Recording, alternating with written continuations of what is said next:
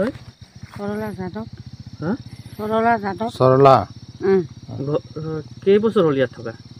ইয়াত থকা হৈ গ'ল বহুত দিন হৈ গ'ল। বহুত বছৰ হৈ গ'ল। বহুত বছৰ হৈ গ'ল। ল'ৰা ছোৱালী কেইটা আপোনাৰ? ল'ৰা ছোৱালী ল'ৰা দুইটা, ছোৱালী একটা। ক'ত থাকে এতিয়া ল'ৰাকেইটা? ল'ৰাটো একটা দনিকলা থাকে, একটা কেৰেলা থাকে। আপুনি এতিয়া অকলে থাকে ঘৰত?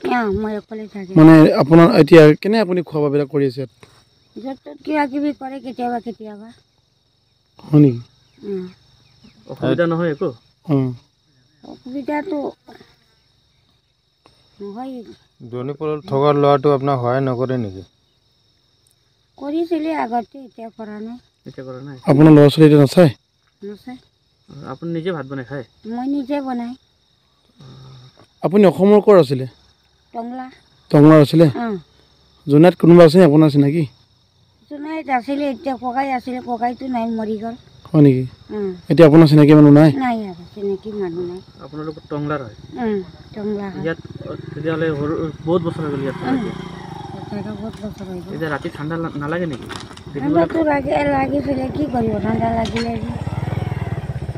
এনেকৈ দিন কটাইছে? আপোনাক যদি কোনোবাই সহায় কৰে আপুনি কিবা বস্তু গ্ৰহণ কৰিব? যদি আপোনাক কোনোবাই যদি বস্তু মানে সহায় কৰে দি আহি আপুনি ল'ব নে নল'ব? ল'ব, কেলে নল'ব? ল'ব ন? আপোনাৰ ল'ৰাকেইটাৰ নাম কি কি আছিলে? ল'ৰাটোৰ নাম মন্ত্ৰী ৰাজা। মন্ত্ৰী কি লিখে? মন্ত্ৰী যাদৱ। এই ক'ত থাকে? জাম্পানী, এইটো দনিকলা। আৰু সৰুটো? ডাঙৰটো কেৰেলা। ডাঙৰটো কেৰেলা। কি নাম? ৰাজা যাদৱ। যাদৱ। বিয়া পাতিছে? পাতা নাই। আৰু ছোৱালীজনী ক'ত বিয়া হৈছে? ছোৱালীজনী পাছিঘাট। পাছিঘাটত বিয়া হৈছে?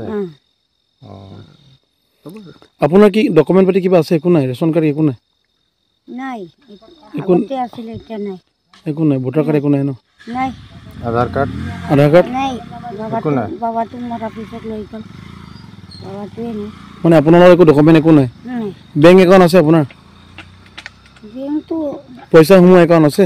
পাছবুক আছে? বেংক পাছবুক নাই। একো নাই? আচলতে যিজনী ওচৰলৈ এতিয়া আমি আহিলোঁ, এইজনী আইতা বেচেৰা আজি বহুত বছৰৰ পৰা অকলশৰে আছে। কেইদিনমান আগতে মই এই পথেদি যাওঁতে তেখেতক লগ কৰি গৈছিলোঁ। তেখেতৰ অৱস্থা এনেকুৱা মানে একেবাৰে ভীষণ জটিল। তাৰমানে নিশ্চয় আপোনালোকে প্ৰত্যক্ষ কৰিছে। এতিয়া থাকিবলৈ ভালকৈ তেখেতৰ এটা ঘৰ নাই, শুবলৈ মানে আপোনাৰ এটা বিচনা নাই, গাত ল'বলৈ কাপোৰ নাই, ভাত ৰান্ধিবলৈ বাচন নাই। আৰু তাৰ যিখিনি ল'ৰা আছে বা ছোৱালী আছে, কোনো মানে আজি 2-3 বছৰৰ পৰা যোগাযোগ নাই বুলি এতিয়া শুনিছোঁ তাইৰ মুখৰ পৰা। গতিকে বহুত দুখ পিতাৰ কথা, দুখ লাগিছে সেইটো শুনি।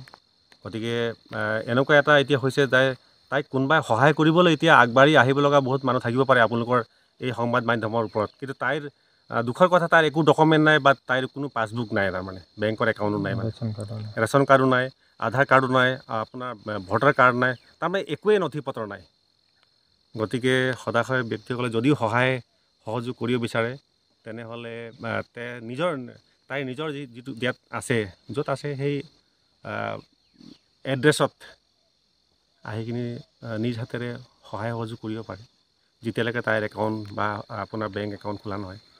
আৰু সেই সূত্ৰে ময়ো আজি তাইক বেচেৰা একো দিব পৰা নাই। মোৰ তেনেকুৱা দিবলগীয়া ক্ষমতা নাই যদিও এই ঠাণ্ডা দিনত এটি কম্বল এটি মই তাইক দিছোঁ, আইতাক দিছোঁ।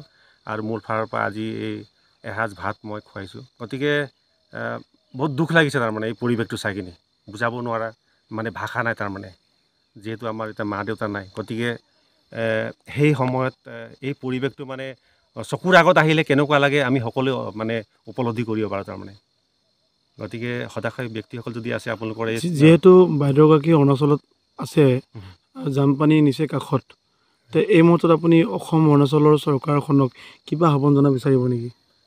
আচলতে তাইৰ ঘৰ যদিও তাই টংলাত বুলি কৈছে অসমত, কিন্তু তাইৰ তাত একো মানে কোনোবা সম্বন্ধীয় থাকিব পাৰে, কিন্তু তাইৰ লগত কোনো যোগাযোগ নাই এতিয়ালৈকে, বহুত বছৰৰ পৰা ধৰি তাৰমানে।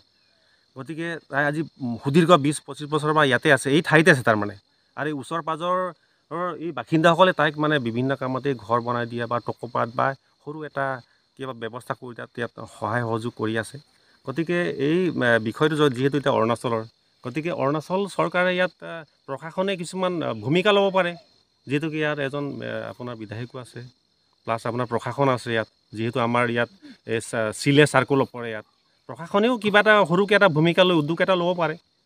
ইমান এটা মানে পৰিত্যক্ত অৱস্থাত তাই যে আছে এই বয়সত। গাঁৱৰ নামটো তাই এতিয়া অয়ান পামে বুলি কৈছে, অয়ান পামে এইটো। আপোনাৰ জানপানী নোপোৱাৰ আগতে অয়ান পামে, অয়ান চাৰিআলিৰ পৰা চিধা পোনে পোনে আহি থকা আপোনাৰ পথটো দি আহিলে তাইৰ এই পূজাঘৰটো সকলোৱে মানে প্ৰত্যক্ষ কৰিব পাৰিব।